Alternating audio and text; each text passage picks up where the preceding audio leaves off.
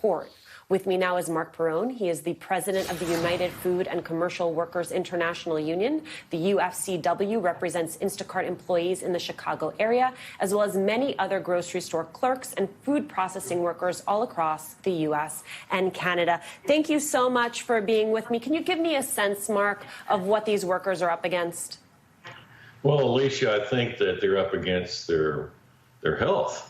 If they don't provide the protective equipment that they need, rapid testing, if they don't provide hand sanitizers and disposable wipes so that they can clean the surfaces in their vehicles as well as their hands, I think that they have a very good possibility they could contract the virus. They also have the possibility of being able to spread the virus because of the fact that they're going into all these transmission points to pick up groceries and then to bring them to different people. And you have to think about it for a second.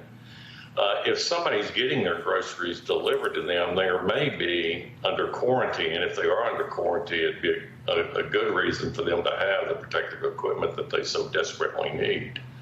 And I believe that they should be provided. Oh, I'm sorry. No, please finish your thought. I also believe that they should be provided with masks. Now, look, I know that the healthcare providers, as well as our fire and our police, need those masks desperately, but we ultimately need to get those masks into production so that people that are in these transmission points can use them as well to protect themselves and the customers that they're dealing with.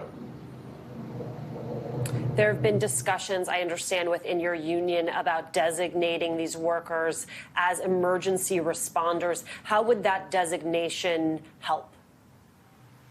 Well, I think that the designation would help as it relates to the testing. They get the testing faster, as well as the results of those tests would come back faster.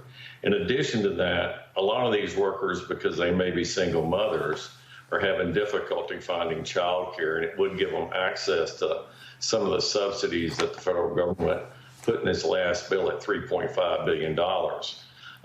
And additionally, at some point in time, it would put them in the queue to receive masks once our production in the country got up to the point that we could cover our healthcare workers as well as our fire, EMTs, and our police. And I think that's critical.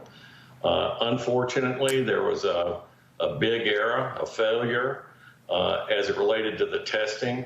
I think it's also a failure as it related to our supplies that we needed in order to protect all these people who are out there working every single day, trying to make sure that we have food on the table and that we're taken care of if we go to the hospital or if we have to be picked up by an ambulance service. All right, Mark, thanks so much for your time.